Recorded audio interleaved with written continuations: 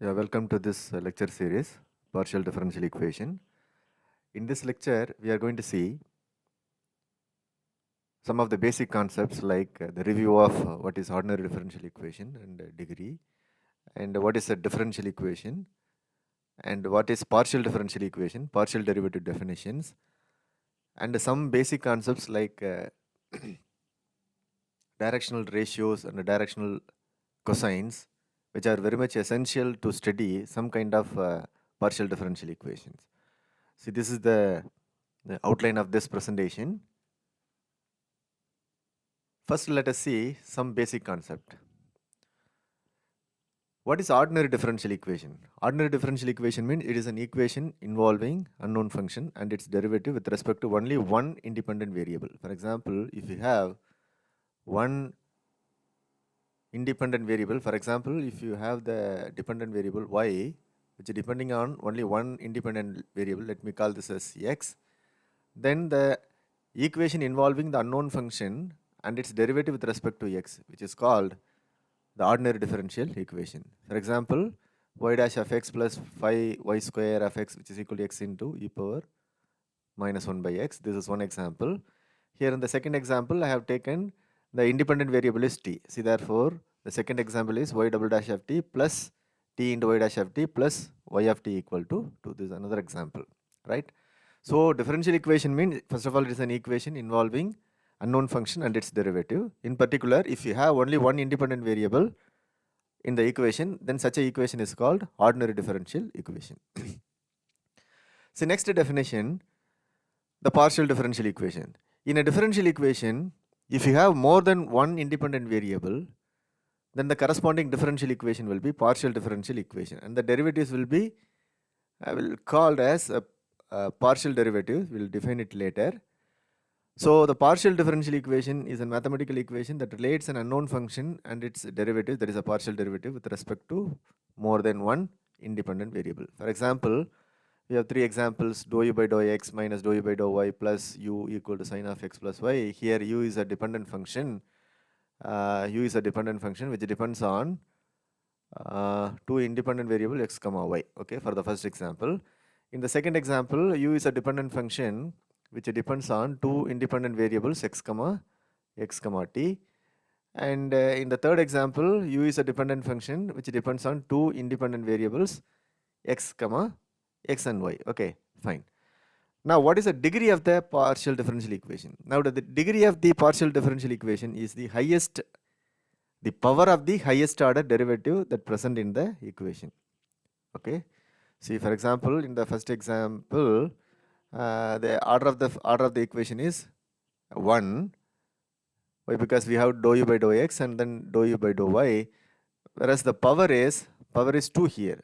Okay, the power of this highest derivative is 2. See, therefore, the degree of this equation is 2, and then the order is 1. In the second example, look at this dou square u by dou x square plus dou square u by dou y square. It is a second order derivative, but the power of each highest derivative is 1. Okay, see, therefore, the degree of this differential equation is 1. Okay, very simple. The power of the highest order derivative, which is nothing but the degree, and then the order is the highest order occur in the given differential equation. That is the order, right? Now let us see some basic concept in from analytical geometry, which are very much essential to study some kind of partial differential equation, especially the Lagrange's equation and the Pfaffian differential equation. So those are the direction cosines and the directional uh, ratios. Let us see one by one. So before that, we'll have the definition of partial derivative and its geometrical interpretation. Let f be a function of two variable. F is a dependent function and x and y are two independent variable. Then the partial derivative of f with respect to the variable x, at the point x naught comma y naught is defined as the ratio, that is f of x naught plus h comma y naught minus f of x naught. For example, we have the surface like this. Okay, we have the point x naught comma, this is our x naught comma y naught, and then x naught comma x naught plus h, x naught plus h, which will be somewhere here, and then y naught is here, right? And then the partial derivative of f with respect to x, which is defined as limit h tends to 0, f of x naught plus h comma y naught minus f of x naught comma y naught divided by h. If this limit exists, then we call this as the partial derivative of f with respect to x. That means we are keeping the other variable, that is y, as a constant, and we are considering the variation in x direction alone. Okay, so that is why we call this as partial derivative, right?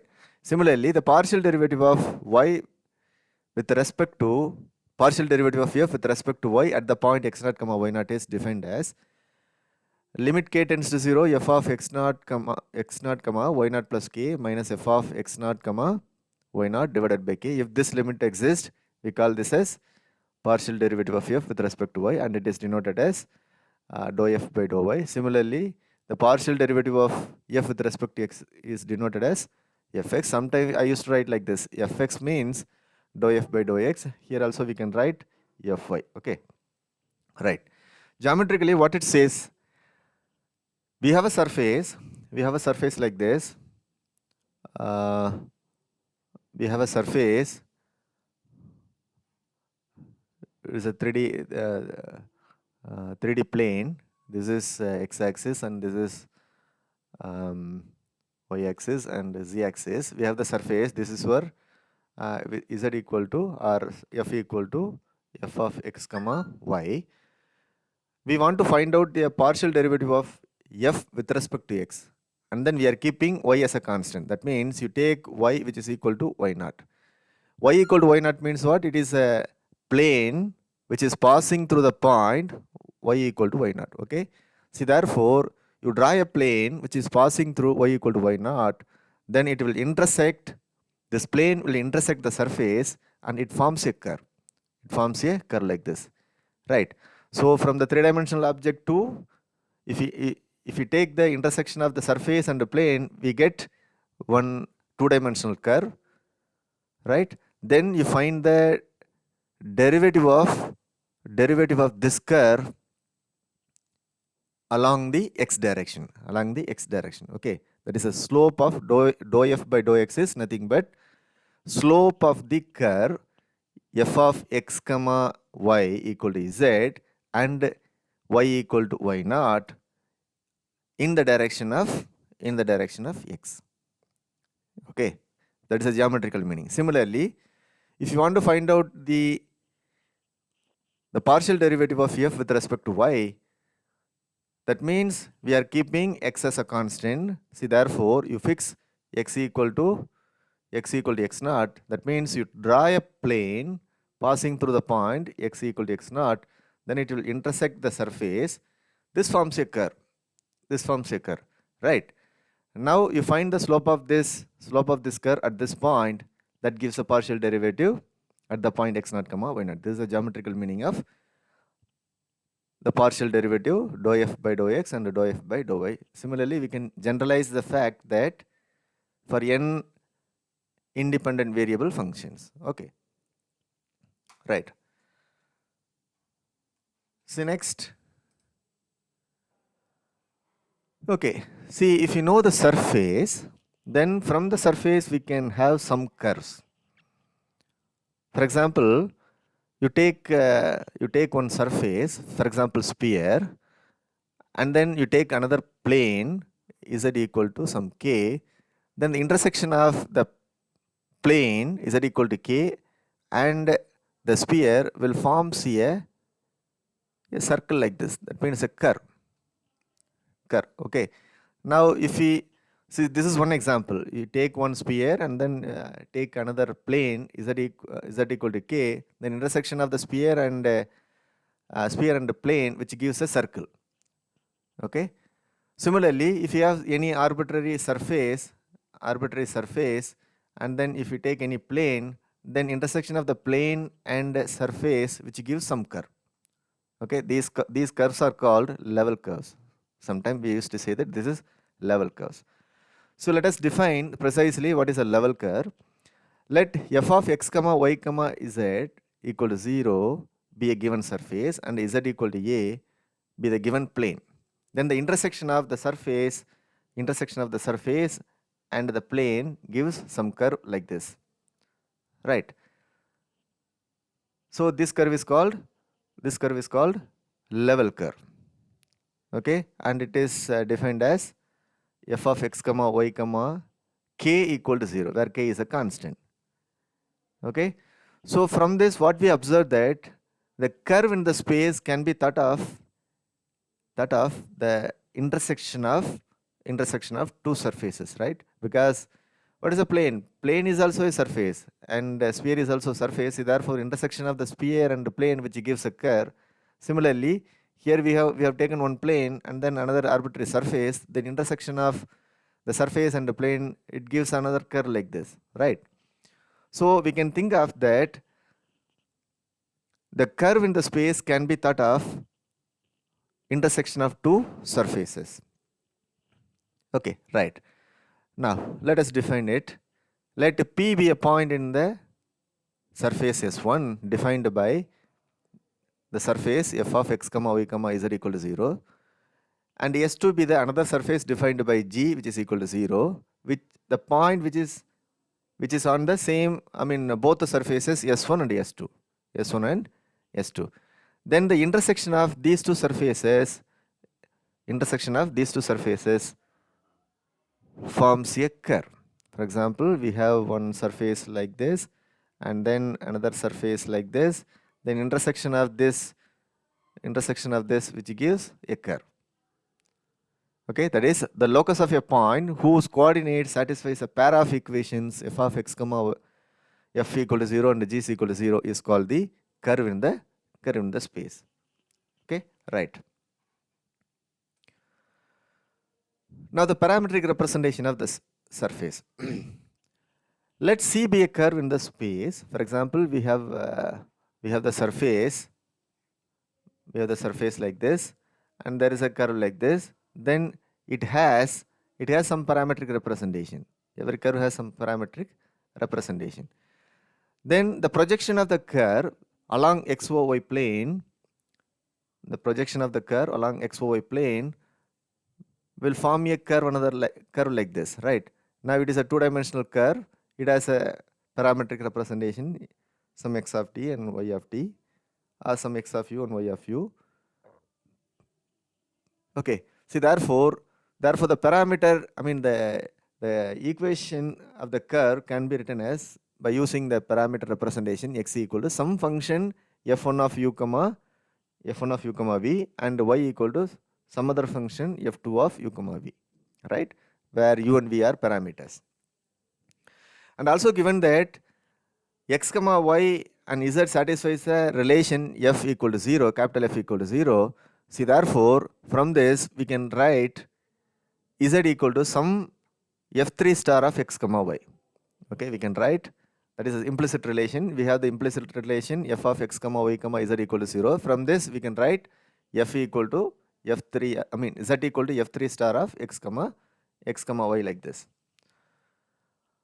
And x is a function of u and v and y is a function of u and v. See, therefore z is going to be the function of u and v. Thus, for each pair of u comma v, there corresponds to a point x comma y comma z in R3 such that it satisfies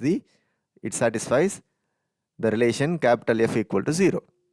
So, okay, see, therefore the relation x equal to some f1 of u comma v and y equal to f2 of u comma v and z equal to f3 of u comma v is a parametric representation of the surface. This is a parametric representation of surface, right? Right. Okay, one observation. If x equal to f1 of u comma v and y equal to f2 of u comma v, then can we write u and v in terms of x and y? See, this is another question. Why? Because we have transformed the variable x into another set of variable u comma v, right? And y going to u comma v. But originally our problem which is in terms of x and y, x, y, z. So the question comes here, can we write u and v in terms of x and y? Yes, it is possible provided the Jacobian, that is dou of x comma y with respect to u and v, which is not equal to 0. If the Jacobian is not equal to 0, then we can write u in terms of x and y and v in terms of x and y. Hence, z can be written in terms of x and y like this. Okay, this is another observation. Right. Now let us see the direction cosines and the direction ratios of the vector. Then we'll go to the line in the space, then the general curve in the space, then the curve which is on the surface, and then the direction cosines and ratios of the intersection of two surfaces. This is the plan of this lecture. Now let us start with the two-dimensional simple vector. Let V be a vector having the coordinates y, v1 and v2. Okay, v1 and v2. See which is belonging to R2. See, therefore V can be written as the linear combination of the standard basis elements. What are the standard basis elements? Here E1 which is equal to 1 comma 0 and E2 which is equal to 0 comma 1. See, therefore V bar can be written as linear combination of E1 and E2. Okay, right. So what it says, we have this R2 plane, we have the vector, this is a vector V, right. So we have the unit vector E1, this is a unit vector E1 in x direction, and then unit vector E2 in y direction. See, therefore this vector V can be written as the linear combination of, that is V1 E1 plus V2 E2. Okay, this V vector is nothing but linear combination of V1 E1 plus V2 E2, right? Look at this. This vector V, which makes an angle A with the unit vector E1.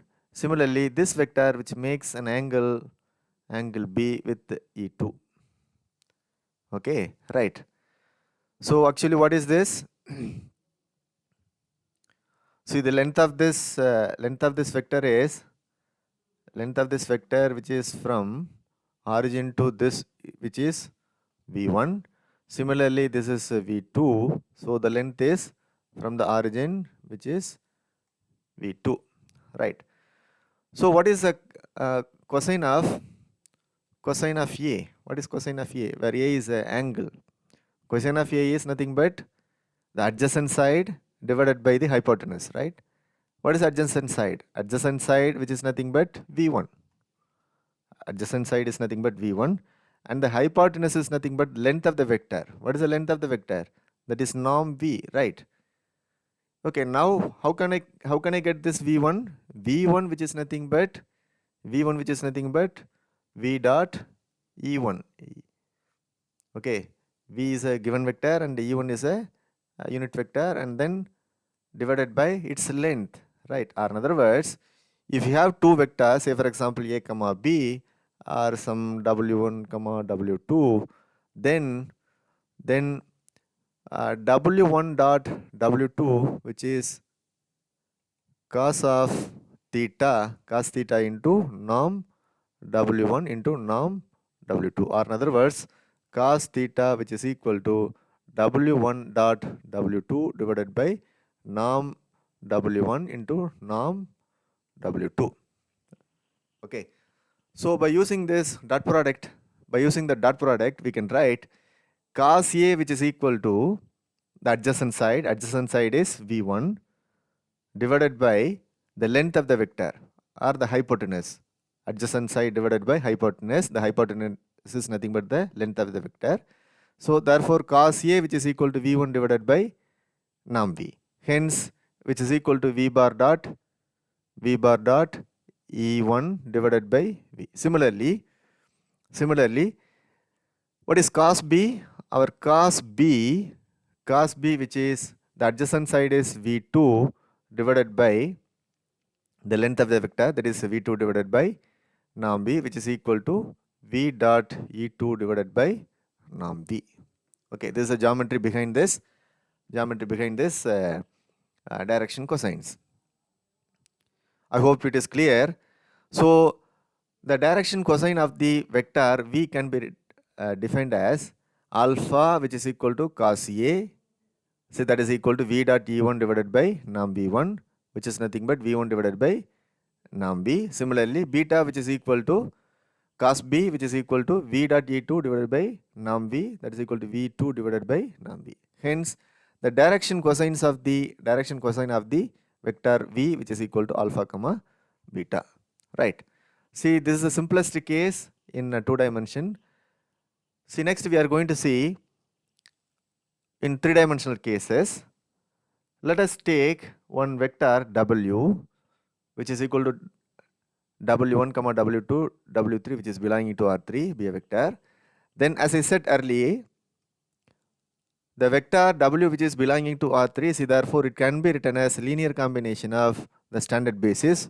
Now what is E1? Here E1 which is equal to 1 comma 0 comma 0, and E2 which is 0 comma 1 comma 0, and E3 which is 0 comma 0 comma 1. See, therefore any vector in R3 can be written as linear combination of these three vectors. See, therefore w bar is written as w1 e1 plus w2 e2 plus w3 e3, right? Okay, so look at this. We have a 3D plane, and then we have this vector. This is a vector w bar. Now this is your x-axis and y-axis and z-axis. Now this vector makes an angle with the x-axis, this is A. Similarly, it makes an angle with the y-axis, this is B, and it makes an angle with the z-axis, which is C, right? See, therefore, the direction cosines of the vector w bar is defined as alpha equal to cos A, that is w dot e1 divided by length of the vector. What is the length of the vector? It is nothing but the norm of the vector, right? See, therefore the angle between the vector and x-axis is A, and its cosine is, what is the cosine? The cosine is adjacent side divided by the hypotenuse. The hypotenuse is nothing but the length of the vector, and the adjacent side length is nothing but your w1. Okay, w1. See, therefore you can write this is w1 divided by norm w.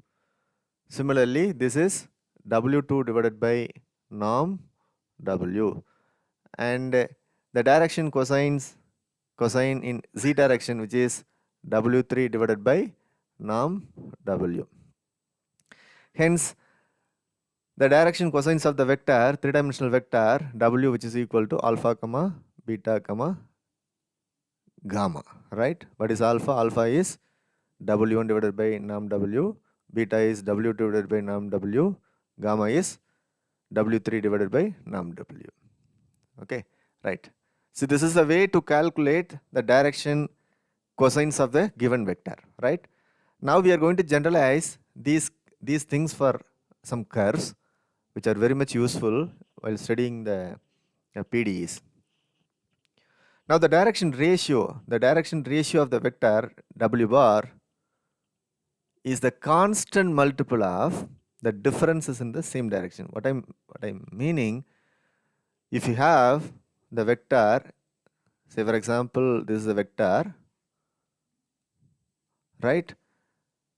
Then if you extend this is a original position r vector, and then you are having r1 vector. This is having some x0 comma y0 comma z0, and then here x1 comma y1 comma z1. Then the difference is your, that is r1 bar minus r2, r0. This is r0, okay, r0. So the direction cosine says the direction cosine of the vector, which is nothing but the difference in the same direction. So what is the difference in the same direction? That is x1 minus x naught in x direction, and then y1 minus y naught in y direction, and z1 minus z naught in z direction. That gives the direction ratio. Something similar to ratio. If you have the group of elements, say for example x1 and so on xn, then how can you find the ratio of each group? So you add all these things, that is addition of all the things, that is x summation xi, which is equal to capital X. See, therefore the ratio for the first group is x1 divided by norm of x1 divided by capital X, and then x2 divided by capital X, and so on. Okay, this is the way to calculate the ratios of a group. Right.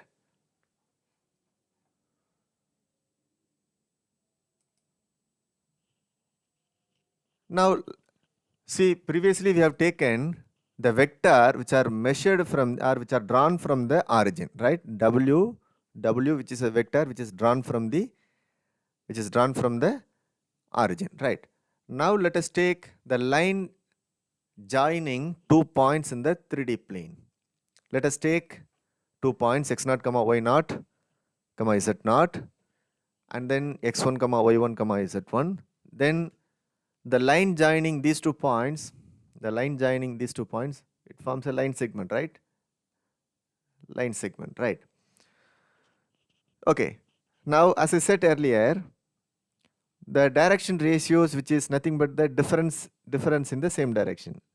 Okay. See, therefore, you just project this line in xy plane. See, therefore, you will get a line segment in xy plane. Then in x direction, what is the ratio or the proportion is x1 minus x0. In y direction, this is nothing but your y1 minus y0. In z direction, this is z1 minus z0. Let me call this is x1 minus x0 is a, and this is b, and z1 minus z0 is c. Okay, right. See, now the parametric representation of this line, the line which is starting from the point x0 comma y0 comma z0 and then going up to x1 y1 z1. See, therefore the parametric representation of this line can be written as, that is x, which is equal to x0 plus some t into then x1 minus x0, where t running from close interval 0 to 1. Similarly, y, which is equal to y0 plus t into y1 minus y0, and t belonging to 0 to 1, right? Okay, see, from this, so x having the parametric representation, that is x equal to x0 plus t into x1 minus x0, and y equal to y0 plus t into y1 minus y0, and z equal to z0 plus t into z1 minus z0. Now, if you take the first equation, from this, what we are getting, x, which is equal to x0 plus t into x1 minus x0. See, therefore, from this, the parameter t can be written as x minus x0 divided by x1 minus x0. Similarly, from the second equation, we are getting t, which is equal to y minus y0 divided by y1 minus y0. And from the third equation, we are getting t, which is equal to z minus z0 divided by z1 minus z0. Okay, if you equate all these things, then we are getting the equation of the line, that is x minus x0 divided by x1 minus x0, which is equal to y minus y0 divided by y1 minus y0, equal to z minus z0 divided by z1 minus z0, right? That is the equation of the line joining 2 points. Now the direction ratios of the line segment is nothing but, you find the differences in each direction, each axis, that is x1 minus x0, that is your A, and y1 minus y0, that is your B, and z1 minus z0, that is the differences, that the proportions, right? Proportions. See, therefore, the direction ratios are A comma B comma C, which is equal to x1 minus x0 and y1 minus y0, z1 minus z0. This is the way to calculate the direction ratios of the line segment. Okay, now look at this. See, this is a direction ratio. How to calculate the direction cosines of the line segment? Okay, now See this line segment which is in R3, okay. See therefore this line segment, if you project this line segment in XY plane, this is again you are getting the 2D line, then you can able to find out the angle between the line, the projected line with the x-axis, that gives A. Similarly, the angle between the projected line with the y-axis, that gives B, capital B, and then the angle between the given line with the z-axis, that gives the angle capital C. Okay. See therefore, in a similar fashion, we are defining alpha, which is equal to what I am saying. If you project this line here, you will get the line like this. Then you draw a line which is parallel to x-axis. Similarly, draw a line which is parallel to y-axis. Then find the angle between this projected line, that is your capital A. Then find the angle between the projected line along with this line, that is your capital B. Now find the angle between the given line with the vertical axis, that gives capital C. Okay. See therefore, as I said earlier, see this is actually your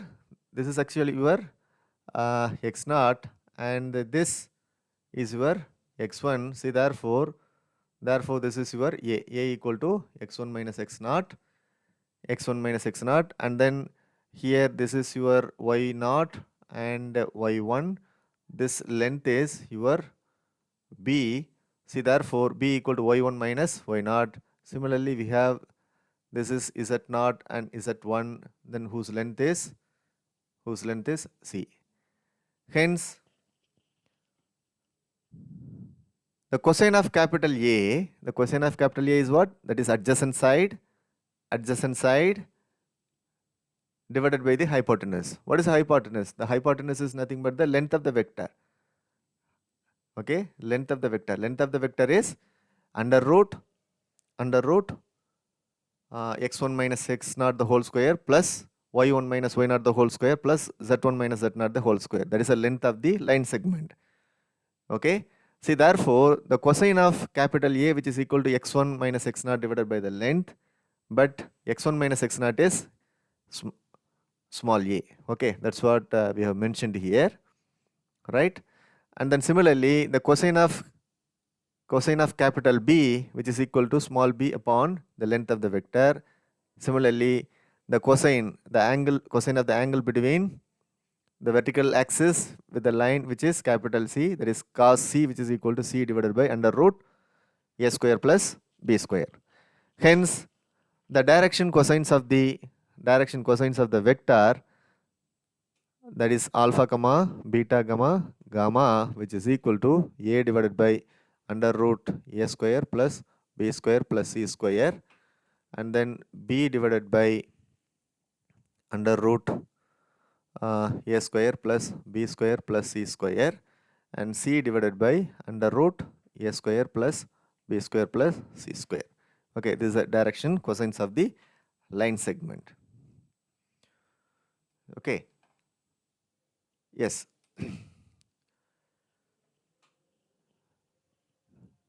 Now let us see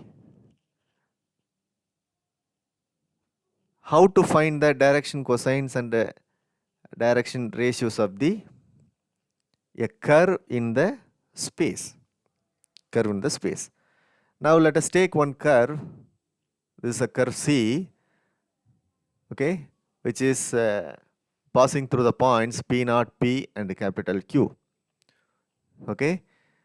The curve having the parametric representation x equal to x of s and y equal to y of s and z equal to z of s, where s is the arc length of the curve, which is measured from the point P naught, right?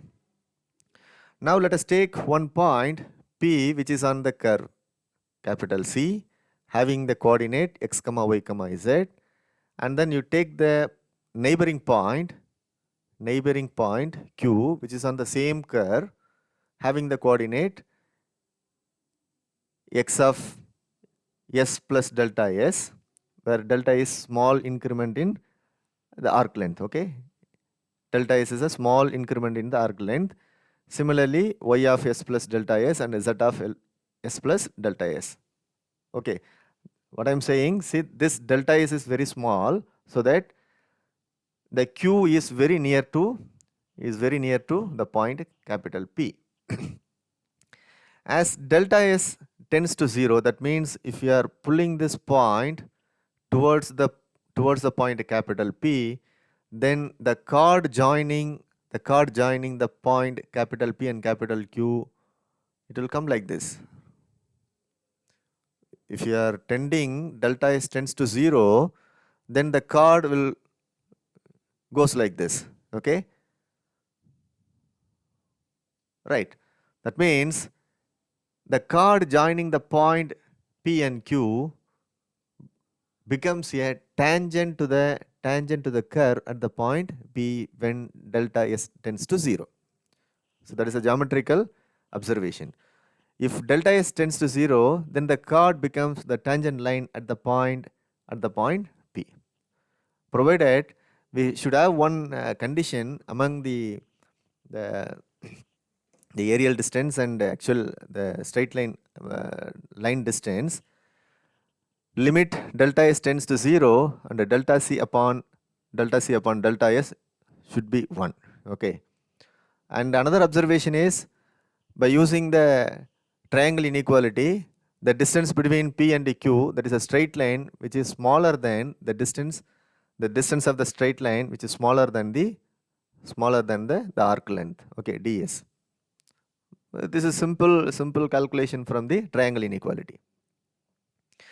On the other hand, the direction cosines of the chord, what is the direction cosines of the chord? Already we have seen that. See, the direction cosine is adjacent side divided by the length of the chord, right? So in each direction, in x direction we find the difference, and then divide that difference by the length. Okay, so what is the direction, difference in x direction? That is x of s plus delta s minus x of s, and the length of the chord is delta c, right? In y direction, the difference is y of s plus delta s minus y of s, and then the length of the chord is delta c. Similarly in z direction, right? Now allow delta s tends to 0. Before that, by using the Taylor series expansion, we can write x of s plus delta s minus x of s plus delta s minus delta x of s equal to delta s into dx by ds plus r of delta s square. Similarly, y of s plus delta s minus y of s equal to delta s into dy by ds plus r of delta s square. Similarly, z can be written like this, right? So if we allow delta s tends to 0, then this portion, that is x of s plus delta s minus x of s, that becomes divided by delta c, that becomes, what is this here, delta s divided by delta c into dx by ds plus r of delta s, right? So if we allow delta s tends to 0, then this portion goes to 1, because we are having the relation limit delta s tends to 0, delta c divided by delta s equal to 1. See, therefore this becomes 1, and then this goes to 0. See, therefore the first component gives dx by ds. Similarly, the second component gives dy by ds, and the third component gives dz by ds. Okay. See, therefore the direction cosines of the curve, at the point P, which is going to be dx by ds, comma dy by dx, comma dz by ds. Okay, that is the direction cosines of the curve. What does it mean? Direction cosines of the curve means direction cosines of the tangent to the curve. That is the meaning. Okay, why? Because we are when delta s goes to 0, then this chord becomes a tangent to the curve at the point P. Okay, so that is a meaning, geometrical meaning, right?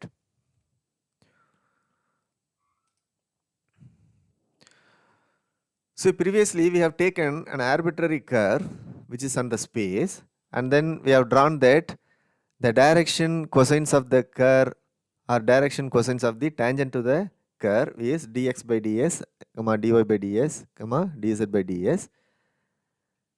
Now we are going to have the curve which is on the surface, okay, which is on the surface. Now the surface having some relation, that is f of x comma y comma z equal to 0. Along with we have the curve. We are having the curve, right? Now let's see be the curve in the space f of x comma y comma z equal to 0, having the parametric representation, x equal to x of s and y equal to y of s and z equal to s of s, where s is the arc length. Then if you substitute x equal to x of s and y equal to y of s and z equal to s of s, z of s, then we are having the relation f equal to 0, that is equation 1, right? Now we have the relation, and then f is a function of x, y, z, and each variable x, y, z is a function of s. See, therefore the derivative, which is called a total derivative, dou f by dou x into dx by ds. See, this is, I hope you know that the chain rule, if u is a function of x comma y and x is a function of t and y is a function of t, means du, which is equal to dou, first we have to differentiate this function with respect to the given explicit variable dou u by dou x. Okay, but x is a function of t, so therefore dx by dt plus dou u by dou y into dy by dt. Okay, this is for the two variable case. If you have a three variable x, y, z, then we can have the another term, that is dou u by dou z into dz by dt. That's what I have written here. So now f is a function of x, y, z, and x, y, z are functions of s. See, therefore the derivative dou f by dou x into dx by ds plus dou f by dou y into dy by ds plus dou f by dou z into dz by ds equal to 0. Okay. See, we have this curve. We have this curve in the space, of course, the surface. Okay. Now, what it says? It says that the direction cosines, we have the direction cosines already we have seen. There is dx by ds and dy by ds and dz by ds. Okay, this is a direction cosines. And then we have another component, that is fx, fy and fz. Okay, we have one vector, that is fx, fy, fz, and we have direction cosines vector dx by ds, dy by ds and dz by ds. These two are perpendicular. How we are saying this is perpendicular? That is inner product of fx, fy and fz with dx by ds and dy by ds and dz by ds, which is equal to 0. That is inner product of these two vectors equal to 0 means they are perpendicular. Okay. See, therefore this vector fx comma fy comma fz, which is perpendicular to the what is this? This line is, I mean, this direction cosine is nothing but direction cosine of the tangent line. Okay, direction cosine of the tangent line to the curve. Okay, we have the curve C, and then there is a point P, and then the direction, I mean that the tangent line is capital T, having the direction cosines. Let me call this as x dash and y dash and z dash. Okay, Right. Now we have the tangent line. For this line, the vector fx comma fy, which is perpendicular. Okay. See, therefore this vector is fx and fy and fz, which is perpendicular to this tangent line. Okay. Now this is called the normal to the surface. Okay. This is called the normal to the surface. I will define it later. Okay. Now, thus the direction cosines of the tangent is perpendicular to the line with the direction ratios. What is the direction ratios? Fx comma fy comma fz. Okay, fine. Now we have taken one curve C which is arbitrary, but the curve which is passing through the point P. So likewise, we can have infinite number of curves on the same surface which is passing through the same point P. For each curve, we can able to find out the tangent line like this. Okay, tangent line like this. Then for each tangent line, this will be the line having the direction ratios fx, fy, fz. Okay, see, therefore this is nothing but the normal to the tangent plane. This is nothing but the normal to the tangent plane. That's what we have written here. Let C be the curve which is arbitrary, except that it is passing through the point P and which is lie on the surface S. It follows that the direction ratio given in this equation is perpendicular to the tangent to each and every curve which is lying on the surfaces and passing through the point P. Hence, the direction ratio is the direction of the normal to the surface at the point P. Okay, normal to the surface at the point P. Hence, the direction cosines of the normal to the surface is nothing but, already we have seen the direction cosines of the vector is nothing but the differences, right, divided by its length. Okay, see, therefore the direction cosines of the normal vector, which is fx divided by its length, that is fx divided by norm of delta f, fy divided by norm of delta f, fz divided by norm of delta f. Okay, so very simple. To find the normal unit normal to the surface, first we have to find out the gradient. Sometimes we call this as the gradient. Okay, del f is nothing but the gradient. Then to find the normal to the surface at some particular point, we first calculate the gradient del f and then find its length, that is modulus of del f. Then you put it in this form, fx divided by norm del f, fy divided by norm del f, and fz divided by norm del f, which gives the unit normal vector to the surface at the point x0 comma y0 comma z0. Okay, so this is the formula.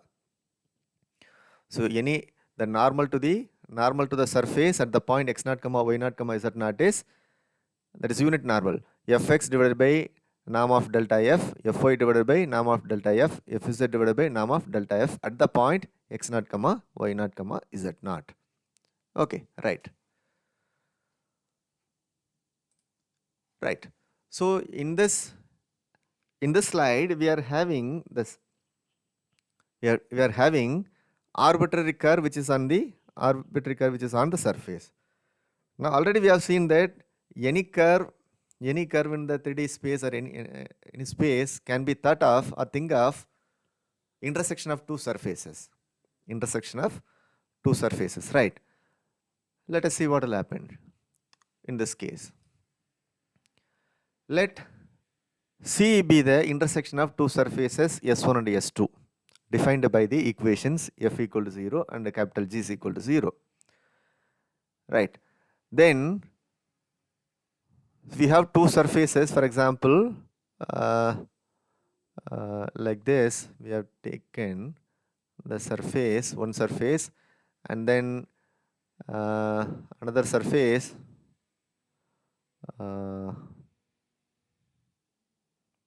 It is something like a paraboloid. Then intersection of these two surfaces is the curve like this, C. Right.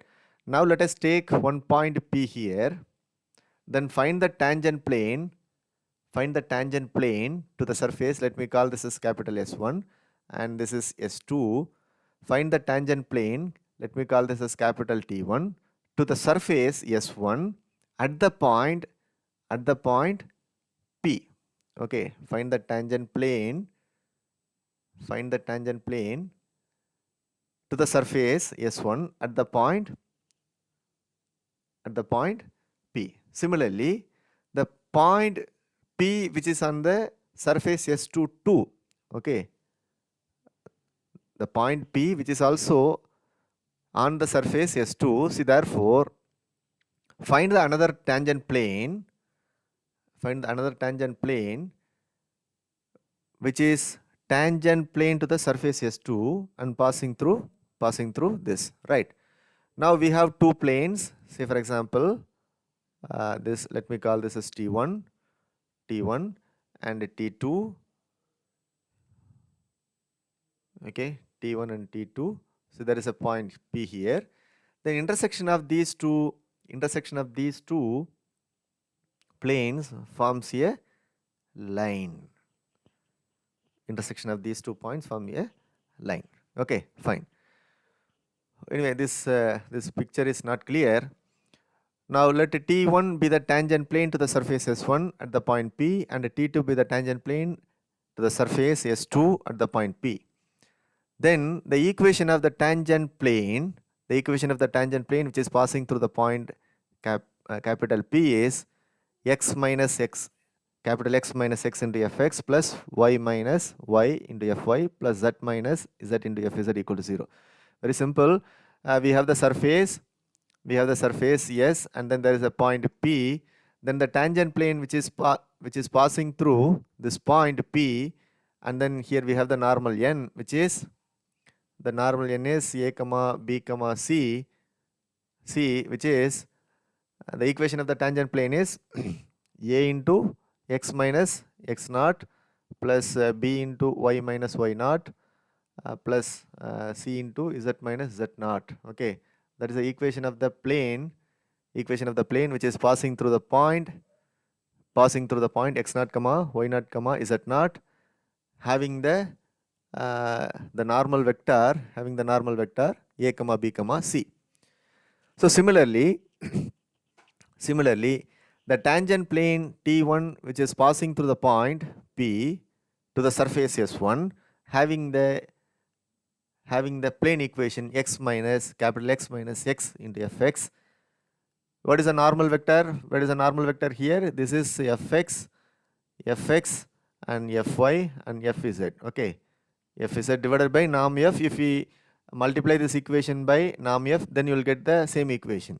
Okay, anyway, norm f is some constant. If you multiply this equation by norm f, then you will have x minus x into capital fx plus y minus capital Y minus y into norm fy plus z minus z into fz. Right.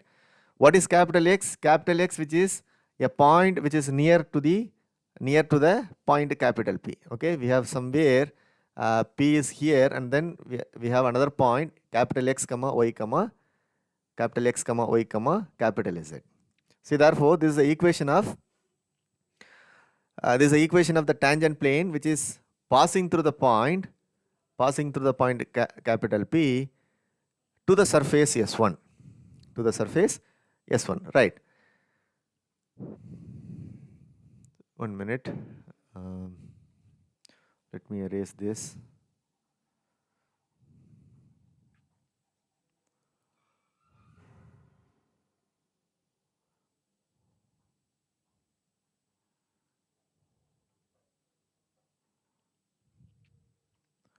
Okay, right. Similarly, the point which is the point capital P is also a point in the surface S2. Right. Now you calculate or you find the tangent plane T2 which is passing through the point, and it gives the equation of the tangent plane, that is capital X minus x into gx plus capital Y minus small y into gy z minus z into capital Gz equal to 0, whose normal is, what is the normal? The normal is g gx divided by delta g, and then gy divided by delta g, and then gz divided by norm delta g. Okay, right. If you multiply this equation by norm delta g, then you will have the same equation, x minus small x into gx plus y minus capital Y minus small y into gy equal to is equal to 0, right? So now we have two equations. What are the equations? The first equation in terms of fx, fy, fz, and the second equation in terms of gx, gy, gz, right? Now already we have seen that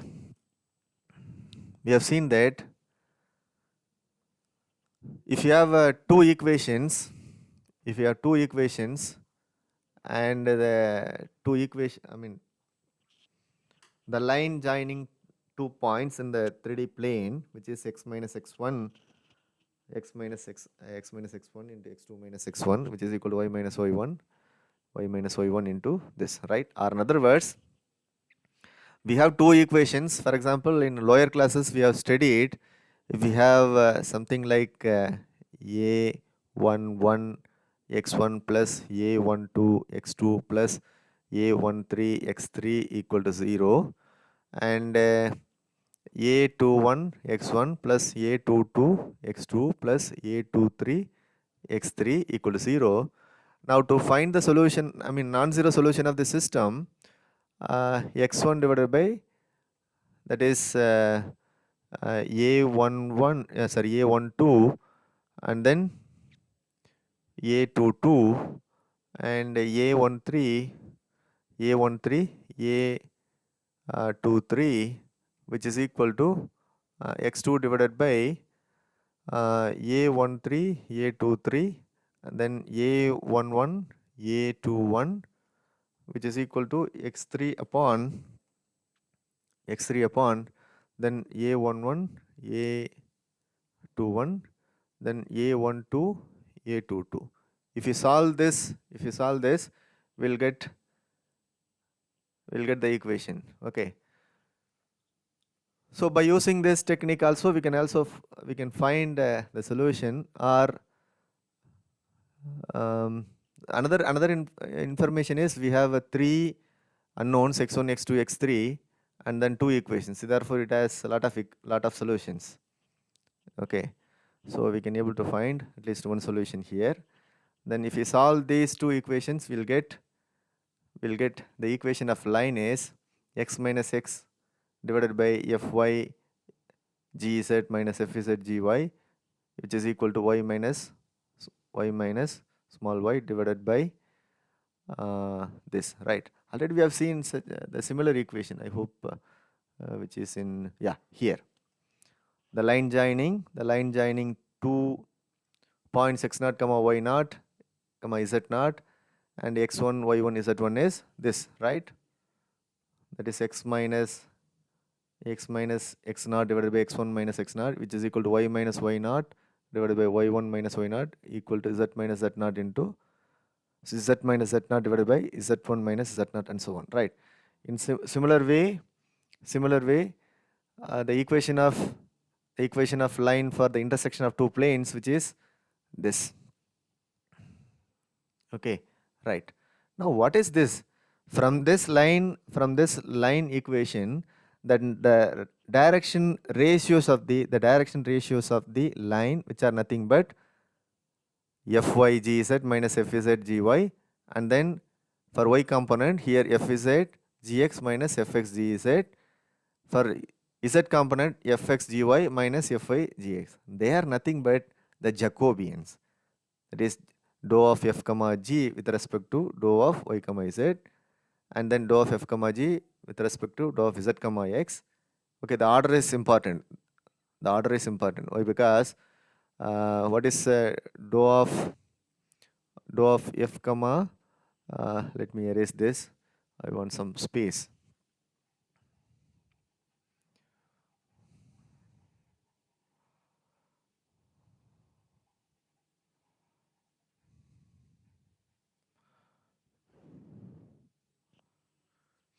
So now the Jacobian dou of f comma g with respect to dou of y comma z, that is determinant of dou f by dou y and dou f by dou z and dou g by dou y and dou g by dou z.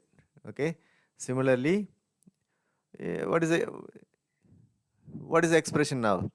So that is fy gz minus fz gy. Okay, that is the first expression. Similarly, uh, the Jacobian of dou of f comma g with respect to dou of z comma x, that is fz, then fx gz gx. See, therefore this gives fz gx minus fx into gz. Okay, that is the second component. Okay, see, therefore why I am saying this order is important. For the first variable x, it starts with yz. For the second variable y, it starts with z and then come to x. Then for the third variable, it starts from x to y. Okay, this is the order. See, this is nothing is there, but to remember the formula, you just keep it in mind. Okay, thank you.